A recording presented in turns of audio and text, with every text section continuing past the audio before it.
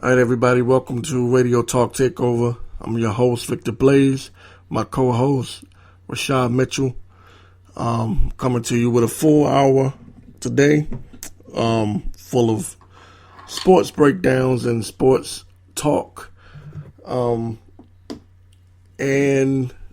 we're going to go ahead and ask you to check out Radio Talk Takeover .weebly.com.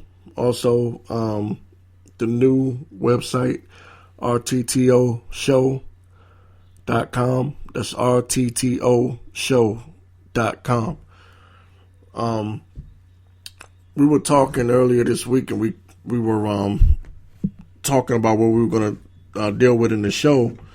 And I had already did a recording on, or I did an episode on the fact that the Dallas Cowboys was looking to find a backup quarterback to Tony Romo.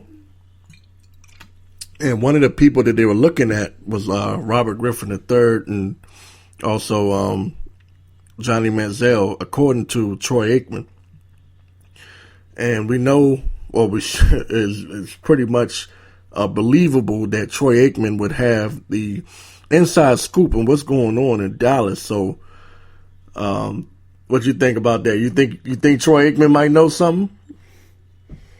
Possibly, obviously he's a Dallas Cowboy, and yeah, he might know something, but we'll see. But when you look at Manziel, obviously, I don't know if you heard the news, he's going to be released from the Cleveland Browns next month because there was an altercation that he had with, I guess, his former girlfriend or something like that. So you're already, in trouble already, once again. So if the Dallas Cowboys want to go in that direction of Manziel or RG3, you got to go with RG3 because he's not going to give you any trouble off the field.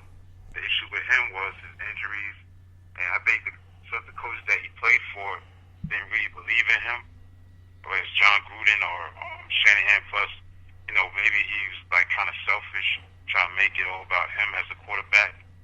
When he was with the Redskins, he was starting as a quarterback. It was all about him. So it's like the combination of those things. I don't think he's going to bring any trouble on the field if he was to go to Dallas. But Manziel, he needs to focus on the person and not the football player because the guy, he's dealing with a lot of bad situations right now. Drinking, partying. In order to play the quarterback position, you have to be serious about your craft. You are the franchise you are the franchise player or the ultimate franchise player. You're the one that is the leader of the team, and you cannot be acting like this and having these antics going on off the field. So I think the best thing is Dallas want to go and get a guy like RG3. I'd take a chance on him because he's not going to give you any trouble off the field. I agree with that. I think Griffin is better suited for Dallas. Both quarterbacks are Texas quarterbacks, or they both played. RG was in Baylor University, and Manziel went to Texas A&M. So they both have Texas roots.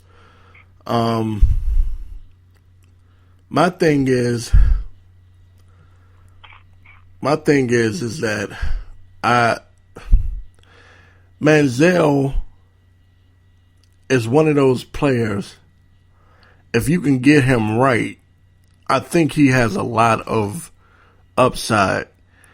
With RG3, I'm not sure what he has left.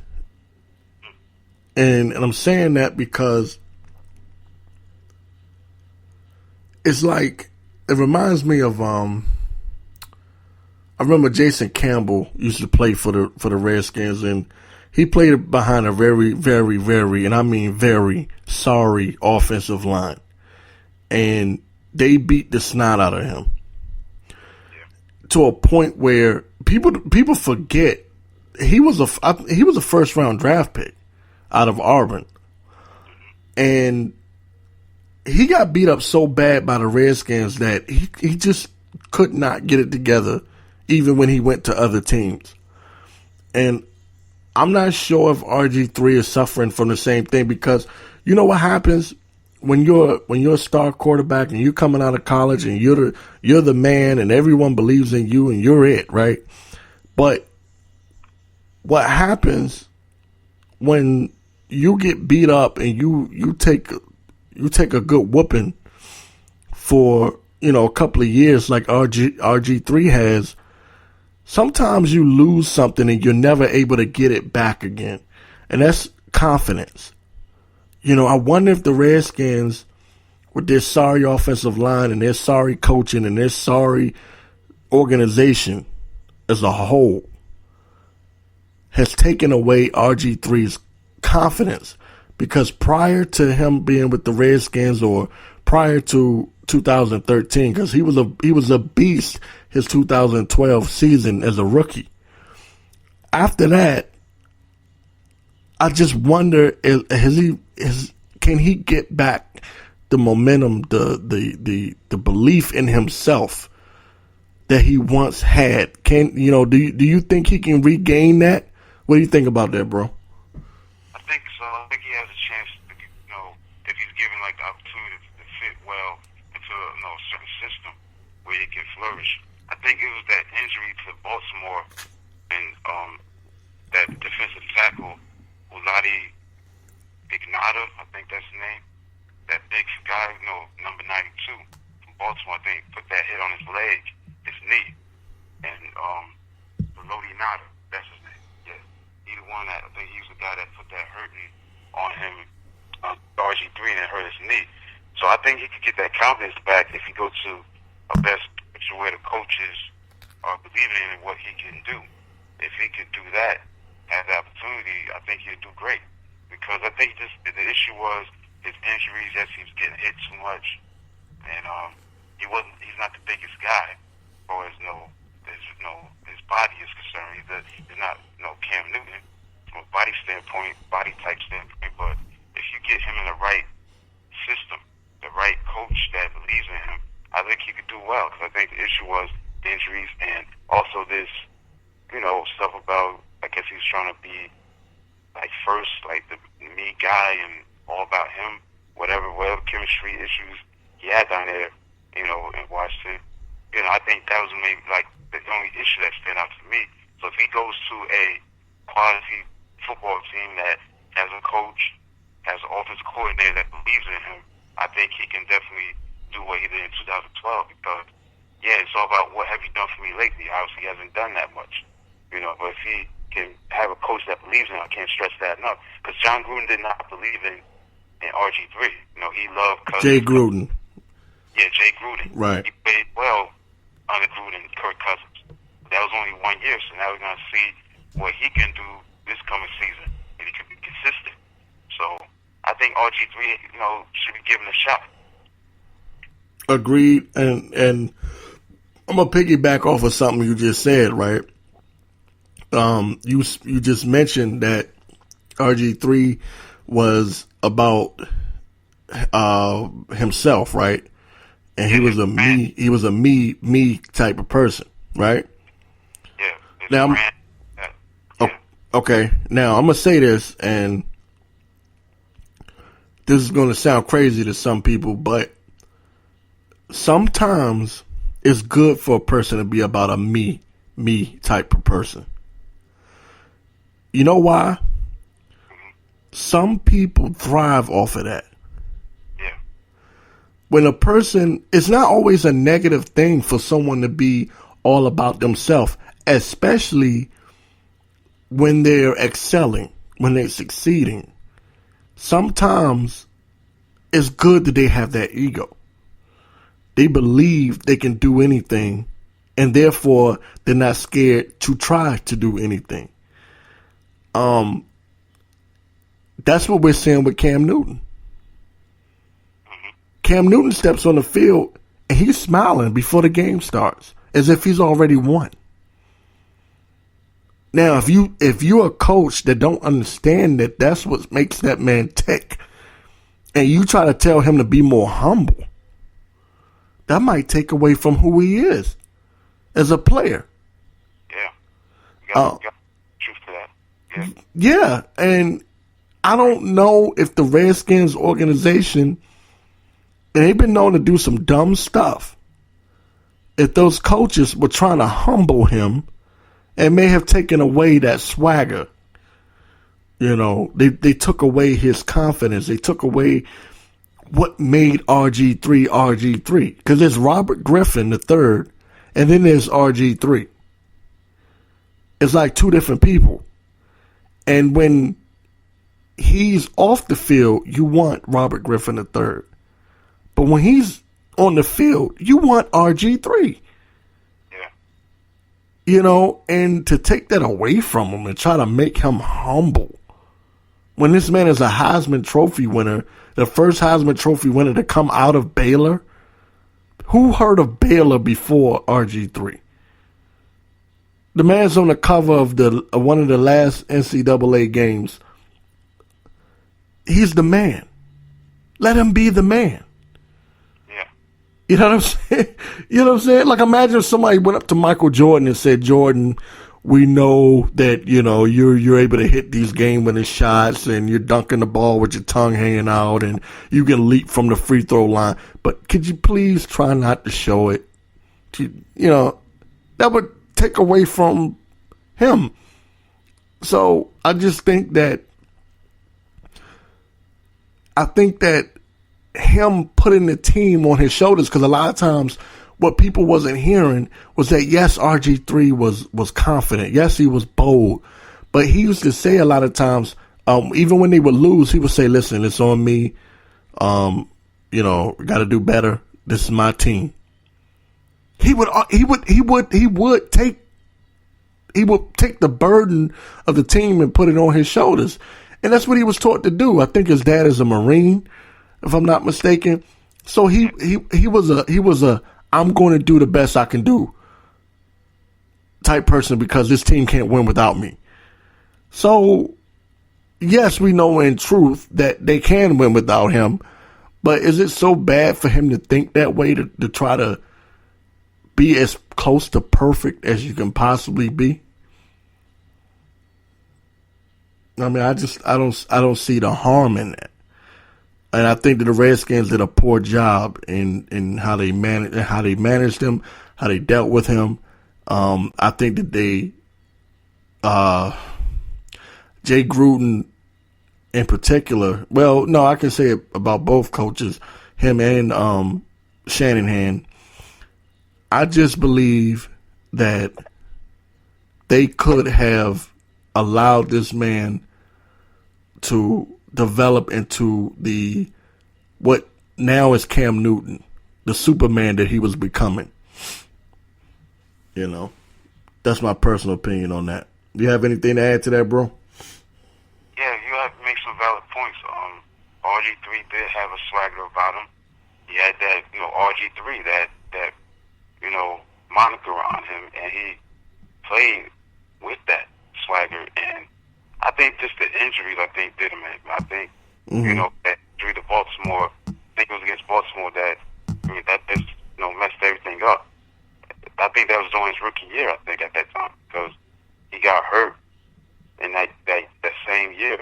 And then that playoff game, he tried to come back, and he was still, you know, injured. That was against Seattle. Right.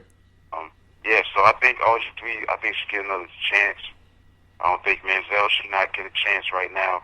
He got to work on himself, the person, rather than work on the football player. Obviously, he's not serious about football. He's a Heisman Trophy winner himself. Right.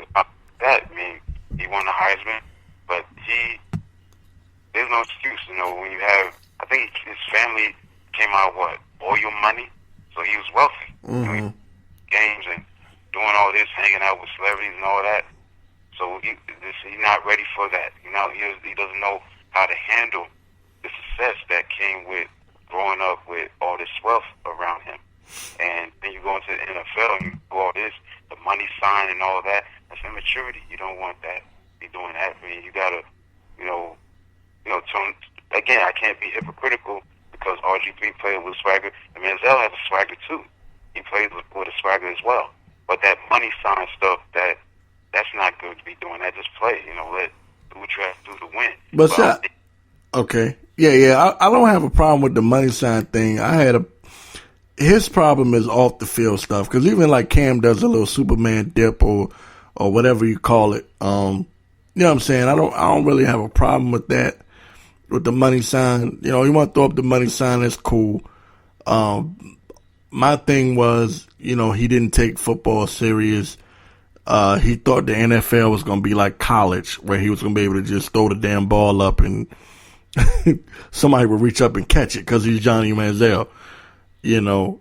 And he was great in college, man. He was fun to watch, but every once in a blue moon, he'll do something in the NFL to make you go, oh, okay, that's the Johnny that I remember. But man, he's really fallen off far, you know. Yeah, I think Manziel needs to just work on himself as a person. Everybody gets, another chance, but he deserves it. But I don't think he deserves it right now because he wore out his welcome as a Cleveland Brown, and I think the Cleveland Browns has a right to, get rid of him. Like I said, I don't know if you saw it, they're going to release him next month in March. So he's out of there. He's not. They're not going to know. He's not going to be on the Cleveland Browns. I don't know if you saw that. Well, that might be the best thing that happened to him, because I don't know if he really wants to be a Cleveland Brown. Yeah, and it's such a bad franchise as it is. They haven't had a quarterback since, you gotta go back to Bernie Kosar. I mean, they haven't had a big time, really good quarterback. And Bernie Kosar, took them to about 3 AFC Championship games, 1986, 87, 89. Yeah. They had to drive against Denver. The fumble. Yeah. Yeah, Ernest Biner. Yeah, that's right. Ernest Biner at the goal line. Yeah, and then they lost in 89, I think 37-21, something like that. So that's the last time they truly had a big-time quarterback. You got to go back to a guy like him, Bernie Kosar. Well, they were like the damn Buffalo Bills before the Buffalo Bills were. They're coming up short. Yeah, I mean, damn, fumble the ball at the goal line, man. That was crazy. Yeah, man. And you're right. They haven't had a quarterback since Bernie Kosar, but you also got to remember they were out of the league for a while. That's true. They weren't even able to win with Bill Belichick as their coach. He was their head coach for a while. Yeah, Belichick, yeah, you're right. He coached them in 1991 after he was with the Giants, and he went to coach them. But obviously he didn't have Tom Brady. So I think he did pretty good. I think he went to the playoffs, I think in 94, 95, something like that. But Belichick, yeah, he did coach it. But again, they haven't had a franchise quarterback since Bernie Kosar. That's as far I can go with it. The last time they had a quarterback, and plus the last time they was really truly successful. They had a dog pound because they played in a different stadium. That I forgot the name of the stadium. They had a dog pound, stuff like that. So yeah, I think Manziel just got to focus on the person, man. And then just get himself situated off the field. And plus, I think you got to show whatever franchise wants to deal with him to, see if he's serious about his craft as a football player, as a quarterback. See if he's serious about studying film. Just doing what a quarterback needs to do, being that leader, being that franchise player. Because you the face of the franchise as a quarterback. There's no way around it. That's the most important position in football is the quarterback. So once he gets that rectified, I think he'll get another shot, but he has to work on Johnny Manziel, the person. Well, he's got a lot of work to do. I'll tell you that. And he's, boy, I don't know if there's any getting to him. How old is he? What is he, like 20-something? 20? I mean, I know he's 20-something, but is he like 20? He's early 20s. Like 24, maybe? Yeah, I'm not sure, but I'll search that if I was to do it. But yeah, you got to be in his early 20s. He's still young. I mean, he still got a lot of opportunities to play football. But right now, I don't think no team's going to take him.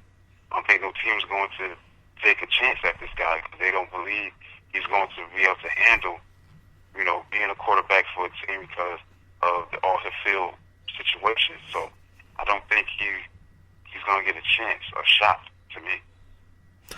Yeah, this is Radio Talk Takeover. I'm your host, Victor Blaze, and got my co-host, Rashad Mitchell here, and we're talking about the Dallas Cowboys quarterback situation. Rumor, if you haven't heard it, this week, last week, Troy Aikman dropped a bomb saying that the Dallas Cowboys were looking at possibly having Robert Griffin III or Johnny Manziel as a backup quarterback to Tony Romo. Now,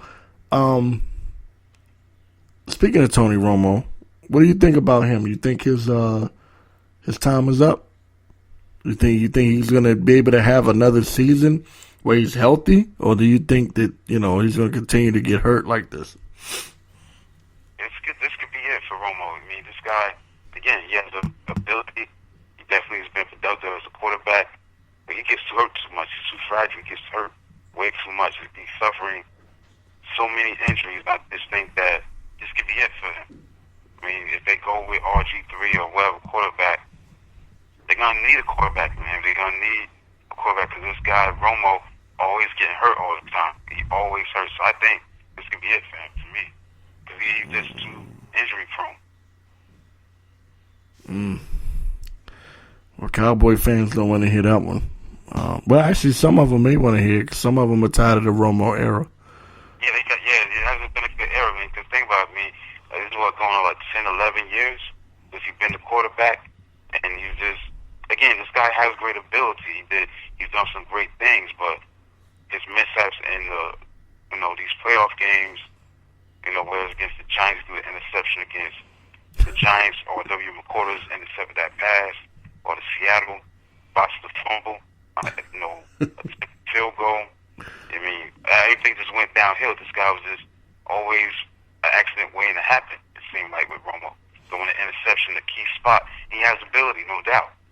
Maybe a Hall of Famer, maybe, but I don't know. But possible. I believe he's a Hall of Famer.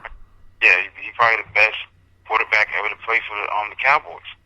That's true. Yeah, because it's tough to say that. You got Roger Staubach and even Don Meredith, obviously Troy Aikman. But the numbers from that standpoint, he has more. He has to have more. He has to be like the career leader in touchdown passes. I mean, no question. He has to have more than Staubach and Aikman. Oh, man. He's going to end up being one of those people that, he's going to end up being one of them quarterbacks like Dan Marino, Dan Fouts. Yeah, but he's just been hurt so much, man. That's the thing, man. That he's always injured all the time. And when you get hurt all the time, that, the team suffered a lot. Yeah. Cowboys suffered a lot because of the injury that he had. I think it was against the Eagles. So that's the way it is, man. I think so for Romo. And then they got to go in another direction. I take a shot at RG3 or whatever quarterback that's going to be available on the free agent market. You take your chance. But the problem with RG3, he always hurt. You're going to get the same thing with him that you would get with Aikman. I mean, that's Aikman, with Romo. Yeah. That's what Cowboys do. That's the thing. I don't really see any quarterbacks coming out of the draft that are really. Yeah. There's no big name quarterback to me. Yeah. They really stand out that are like NFL ready. You know what I mean? Yeah. I think Jameis Winston was probably probably the last one that I can think of offhand. Yeah. Yeah, man. The Cowboys are in a very, very interesting situation. I don't know what they're going to do with as far as Romo. They paid him all this money. They signed him to this big contract, and Then you have, you had Dez. They signed him to this, the huge monster deal. And then he got hurt last year. You don't know what his status is going to be. Did he ever fully recover? Who? Dez Bryant. Then who? Dez Bryant. Oh, Dez Bryant. Oh, I don't know. I'm not sure about his diagnosis. Obviously, he had that foot injury. I don't know if he fully recovered. Yeah, because he looked like he couldn't push up. Through most of the season, it looked like he couldn't really jump. He didn't have the hops like he normally has. I don't ever recall him ever really recovering from that foot injury fully. But that's that's where the Cowboys are right now. They're in a pretty tough situation. Then they got rid of Murray, and nobody really was able to step in, and the offensive line was still good, but they wasn't putting up numbers like what DeMarco Murray was putting up. So they're in a real interesting situation right now. But I'm before we go to the half here, I'm gonna say that I agree with you on the RG3 thing that he's probably the better pick for them. If they were going to choose between the two, Manziel, if he could get his brain together, he has a lot of upside. I still believe in him. He just needs to get focused. RG3, now what makes him dangerous, if he do become a Cowboy, is that offensive line is way better than anything he's played behind as far as being in the professional quarterback. The Redskins' offensive line sucked while he was there. So if he goes and plays behind the Dallas Cowboys' offensive line, and he's got weapons like Dez Bryant to throw to, yeah, you never know. Yeah, I think RG3 can do it, man. Just gotta be healthy and see what he can do. Because he's not gonna give any trouble, get into trouble off the field. That's not gonna happen. I think it's more chemistry situations or them trying to be RG3, all by himself or whatever. And if he get away from that, maybe he can do well for the Cowboys if they take that chance. But Manziel, no way. You can't do that. You can't give him a chance. Give a chance to RG3. Okay. We're coming up on the break here in a little bit. We're gonna pause for 1 second and we're gonna come back and we'll take a look at the rest of the NFC East. Alright? We'll come back in a minute. Alright, we're back and we're gonna go into the rest of the NFC East and talk about some of the crazy things that's going on. It was mainly we were talking about the Cowboys situation, and since we're talking about them, we might as well talk about future plans. Since the Cowboys are involved, you also have to look at the Redskins because that's just a natural thing to do.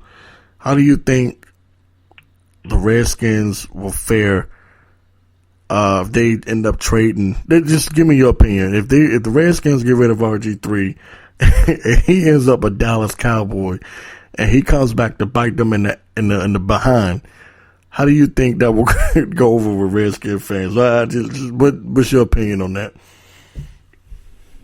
Was trading him, I think it would be a great move because, like I said, Kirk Cousins did play well, but it's not about 1 year wonder. He has to be consistent year in, year out. Yeah, obviously, the Redskins fans would not, like that they traded RG3, but I think he needs to move on. He needs to move on to another franchise. And obviously, Jay Gruden has a lot of confidence in Kirk Cousins. He loves what he does, and he loves the way he performed last year. why not trade him to Dallas or any team? It don't have to be Dallas because it could be any team. And RG3 plays well. It'll be something that they regret, especially if Cousins goes back to being inconsistent. So yeah, it'll be interesting. I'm saying that because there's a big rumor around the DC area. They're nervous that he's going to go to the Cowboys. Yeah, it's possible.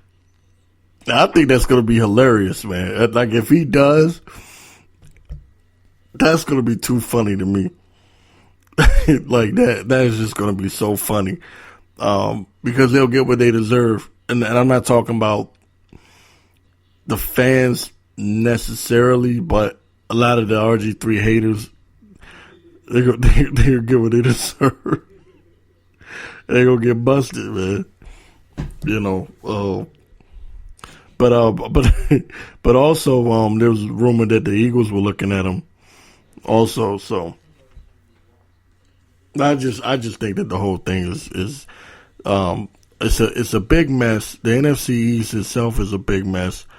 And also trying to get over this mess here in DC with the RG3 thing. You still have a lot of people that are RG3 supporters, so that's really going to be something to look at during this off season. Now we're going to get into the meat of the show. You got final Super Bowl predictions or anything that you've seen, or have you changed your mind on anything that you see coming up for the Super Bowl?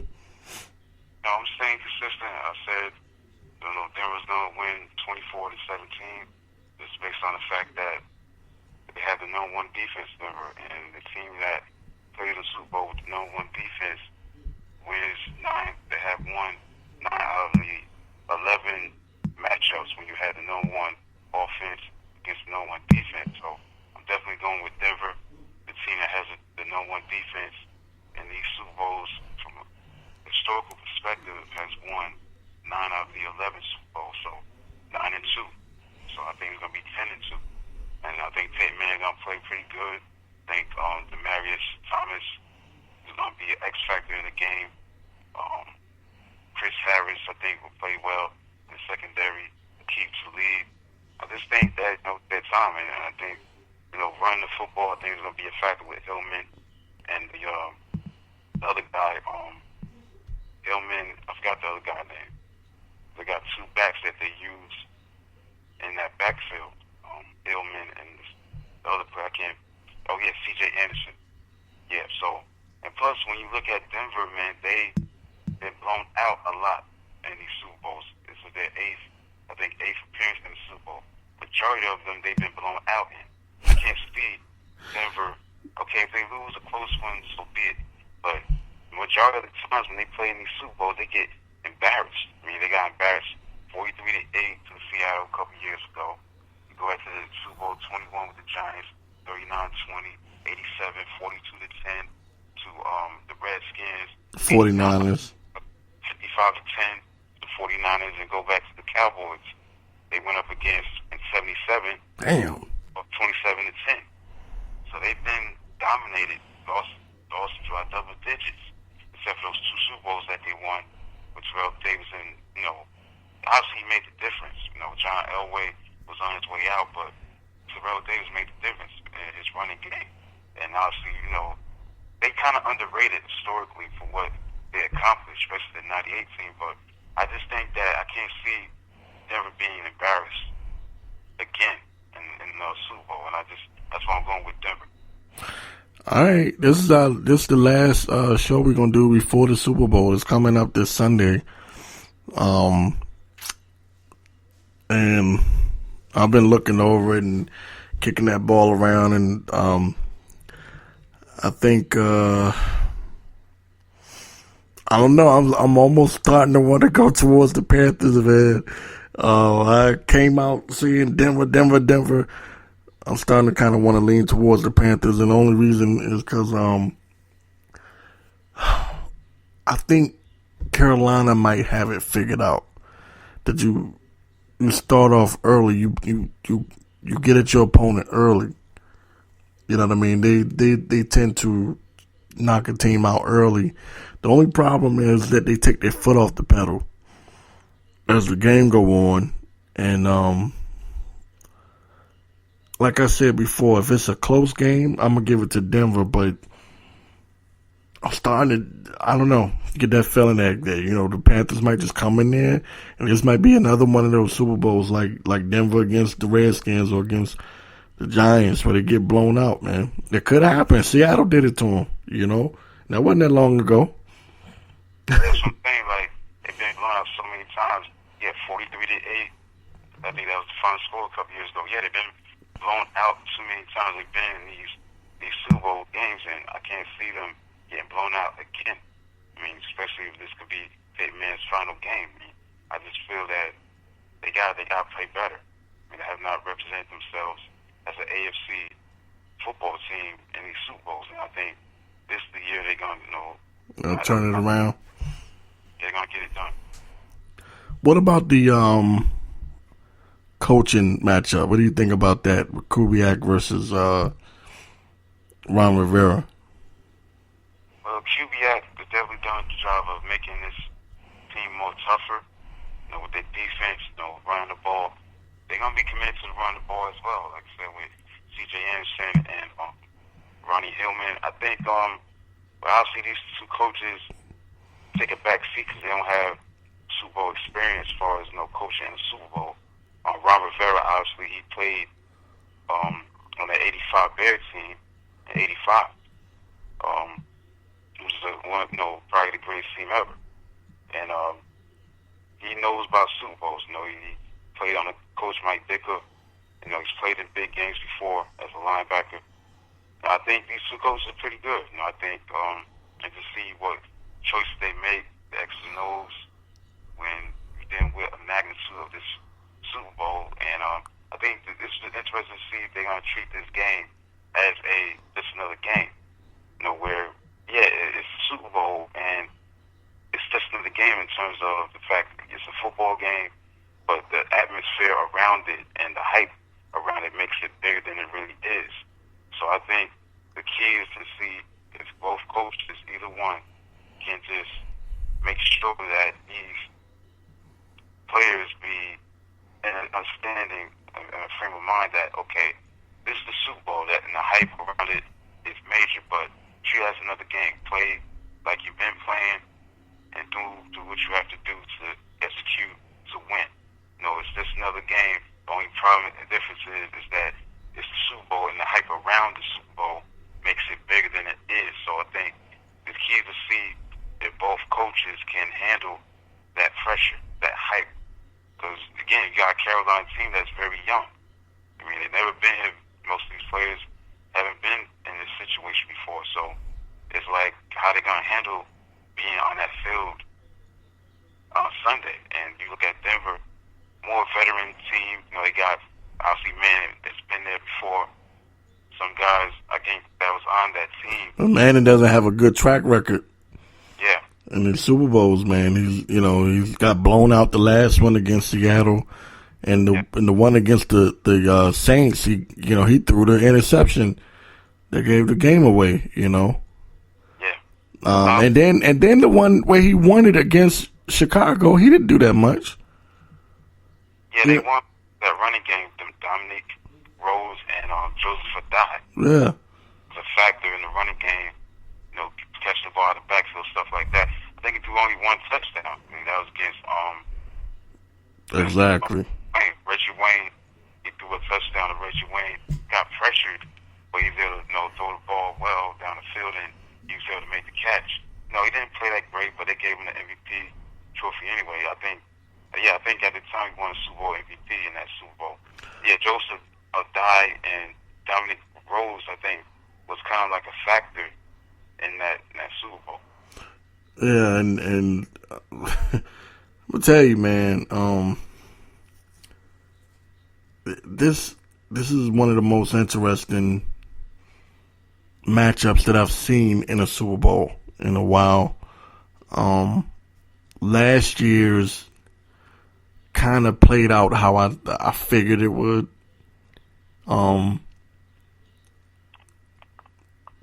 The year before that, the Seahawks were like, they weren't playing around. You know, they just came in there and took the heart right out of Denver. That safety, man, when that ball was snapped over the head of Manning and it was a safety, they went up 2-0. That was when everything went downhill, if you remember. It was like, man, they just poured it on. They put their foot on their throat, man. They would not let them up. And that's what I'm saying. That's what I mean. I know I predicted that the Broncos are going to win this thing, but I started thinking about what the Seahawks did to Denver.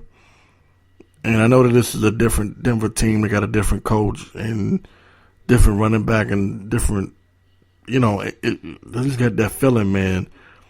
If Carolina come out there and do what Seattle did from the jump, yeah, man, they could really be. This could really be a complete slaughter. Yeah, possible, but I don't. But like you said, it's the number one defense, right, Denver? Yeah, they more tougher because Elway did a great job of putting together players that's gonna make this team more tougher. With the addition of DeMarcus Ware, this is his first Super Bowl because he wasn't on that team in 2013. That's right. In the following year, right? His first Super Bowl. So you add him with Von Miller and T.J. Ward. I don't think was on that 2013 team. So whatever moves he made the team more tougher. And I think with the running game, a little that and this the defensive side, giving them a toughness, and I think that's gonna be a factor in the Super Bowl. I just don't see that 2013 team was all about offense. The finesse, they wasn't tough. So now when you get a defense that's number one in the league, I think that's a toughness that you have to the table that they bring it right now, and I think they're gonna definitely do that in the Super Bowl. Well, they better. They better. Because I'm telling you right now, the Panthers are coming, and the Panthers are coming to take their head off, man. This Panthers team, and I've said it before and I'll say it again, they've taken on Ron Rivera's personality. Mm-hmm. It's quiet, but it's deadly. Yeah. And that's been the Panthers all year long.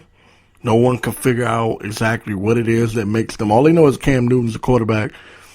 But everyone's looking around going, damn, how they able to do what they do? And I have to give credit to the coach. Yeah. Ron Rivera coming from that Chicago Bears team, the dominant Chicago Bears team. He's brought that attitude into Carolina. Of course, you're not going to have a defense like the '85 Bears, but still, he's bringing that tenacity. He's brought that attitude there, and I don't know, man. You know, like I said, the closer we get, the more I'm starting to go, ooh, I can see this. You know, the Panthers defense handles just about any quarterback there is. You imagine what they'll do to a stiff Peyton Manning? Yeah. But another thing about Carolina is that they, like I say, sneak up on people. It's such a surprising 15-1 that they had this year. I mean, they lost one game. They just played so well. And I think that was unexpected. I mean, they were 65-1 odds to win the Super Bowl, 65-1. And that's why I said on the last show, I think, I brought that up when we did the reaction of the NFC Championship game, or the Super Bowl picks, whatever it is, the last episode. But yeah, they've been so surprising. Give them credit, but I don't think they're one of the great teams of all time. I mean, they do have one loss, and that's something special. Rivera played on that '85 Bears team. He was a backup linebacker, and they lost one game. I don't think this team is, if they do dominate they one of the great teams ever? I mean, I don't think so because they did it by so much by surprise. I mean, Cam played at a high level. He's going to win the MVP, rightfully so. It's just that they just exceeded the expectations. They've been above and beyond what the division wasn't that great. I take that into account. I mean, the Saints, Tampa Bay. I'm glad you brought that up, and I want. Yeah, but I want to say this. I'm glad you brought that up. I'm gonna let you get it right back. But if you look at who they beat, they took Seattle out, man. You know, you don't just destroy Seattle the way that they did in the playoffs. Yeah, you're right. You know what I'm saying? Yeah, that's impressive. And then Arizona. Yeah. You know what I'm saying? Like, and the more I'm thinking about it, the more I'm going, damn. And then they get to go play against a stiff Peyton Manning who's got jelly for arms, man. This might be an embarrassment. But again, the one thing that you brought up, the number one defense of Denver, is the only reason why I'm not going to switch picks. It's the only reason that I'm going to hold on and say that I think Denver can squeak this thing out. Denver needs to look at what Atlanta did. And I'm going to go back to what I said before. You can't stop Cam, but you can contain him. You can keep him from going off. You're not going to blow the Panthers out, but what you can do is if you can hang in there with them. They are a team. They remind me of them teams. Those boxers that would, if they couldn't knock you out in the first 5 rounds, they were done. So if the Broncos can hang in there with them the first half, if they can keep it 17-10 or 20-17 or somewhere around there, then they've got a legitimate chance to really to win the Super Bowl. But buddy, they better hold off them Panthers early. They better hold them off early. I'm gonna ask you another thing. We're coming up on 10 minutes. What do you think this does for Peyton's legacy if he wins the Super Bowl? I don't think it makes him the greatest quarterback ever.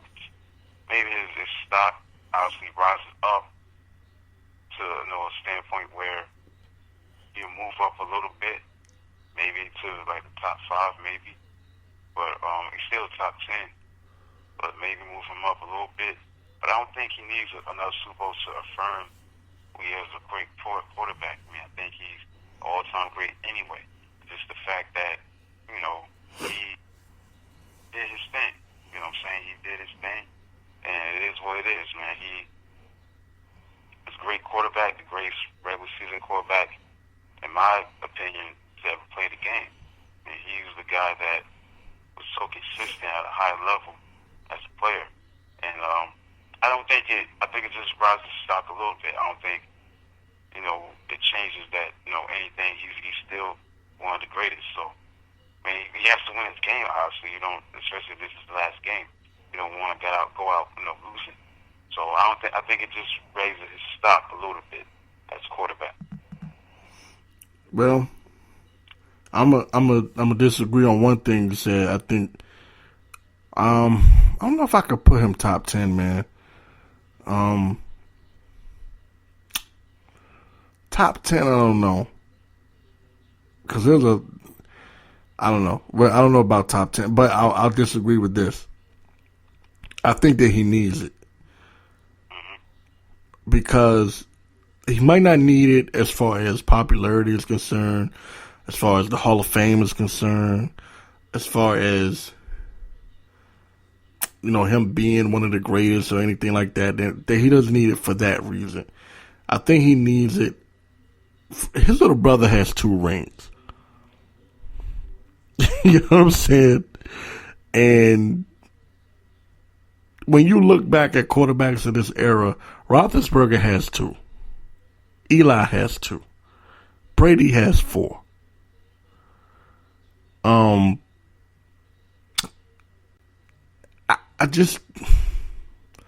I think that deep down inside, he needs it.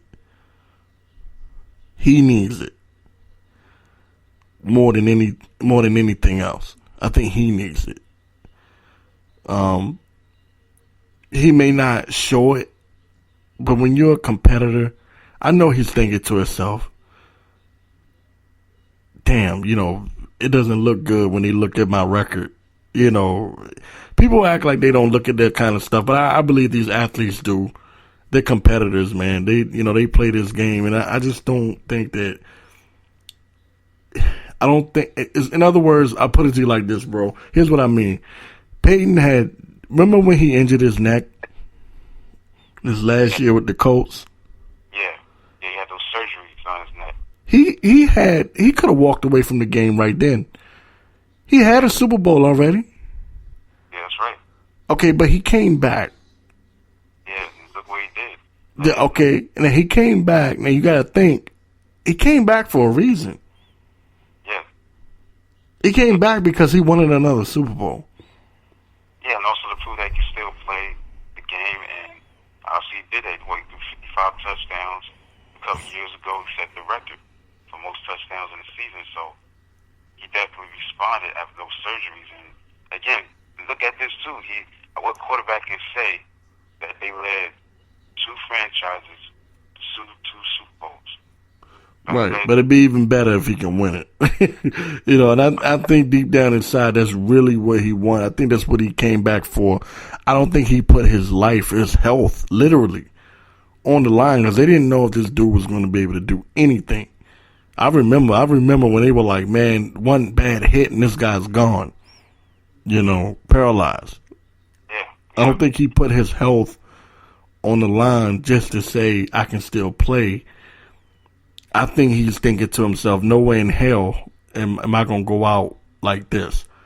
I think he wants that second Super Bowl, and he's well aware of records.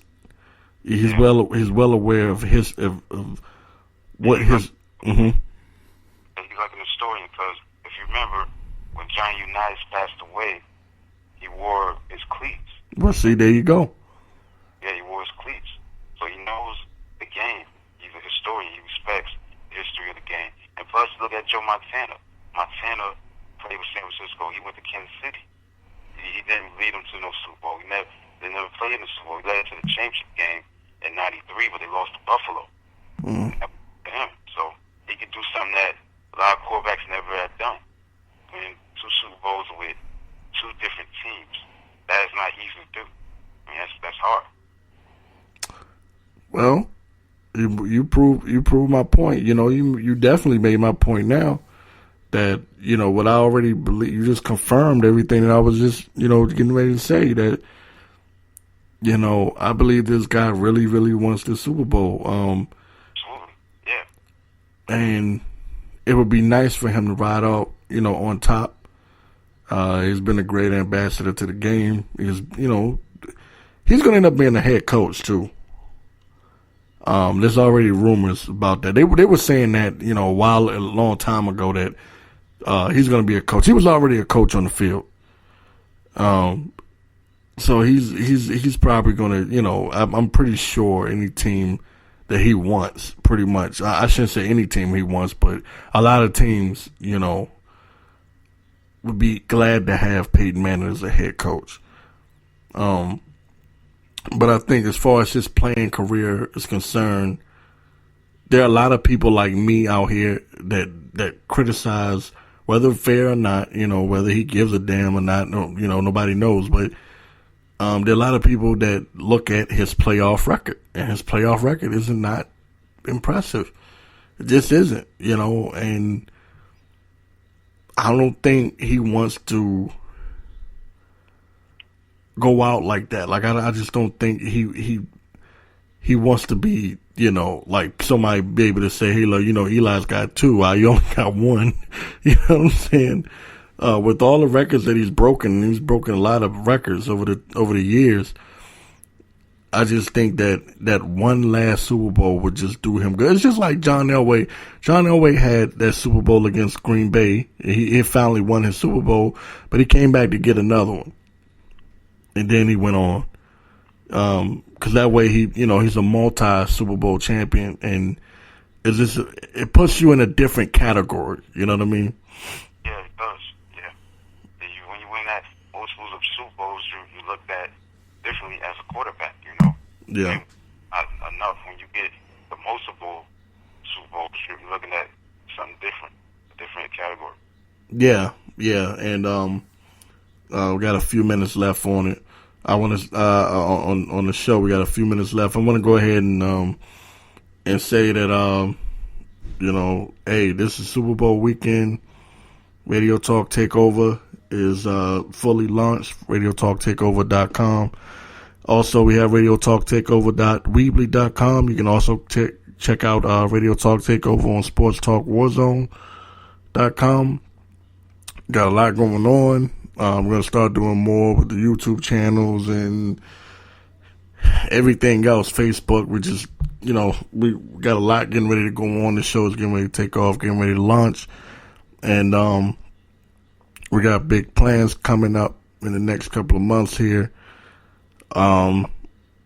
It's about to be on. You can check out Rashad Mitchell's books, Top 50 Most Underrated Quarterbacks, on Amazon.com.